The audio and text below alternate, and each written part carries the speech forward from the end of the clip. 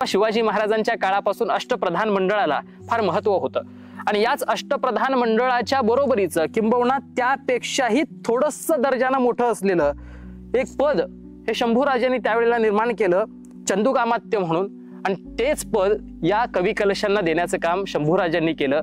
आणि त्यानंतर त्यांना तो दर्जा तिथं मिळताना पाहून किंबहुना ते महत्व कवी कलशांना मिळताना पाहून शंभूराजांची विश्वासार्हता ही कवी कलशांना मिळताना पाहूनच मग मंत्रिमंडळातले आपल्या सगळ्यांनाच माहिती आहे त्यावेळेला जे काही पंत होते त्यांनी ज्या पद्धतीनं भूमिका घेतल्या, शंभूराजांच्या विरोधात कूटनीती चालवली गेली आणि मग कवी कलशांवरती सातत्यानं आक्षेप घेणं असेल, कवी कलश कसे चुकीचे आहेत ते दाखवण्याचा प्रयत्न करणं असेल, हे सातत्यानं चालत राहिलं.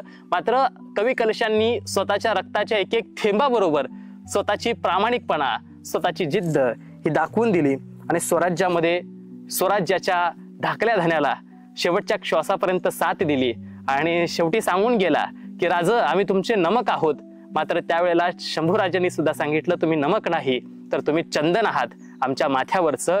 आणि मला वाटतं ही मैत्री अशी चंदनाप्रमाणे अबाधित राहील. जशी त्या श्रीकृष्णाची आणि सुदामाची मैत्री होती तशीच आमच्या शंभूराजांची आणि या कवी कलशांची मैत्री अशीच आजन्म अबाधित राहील, यात तीळ मात्र शंका नाही.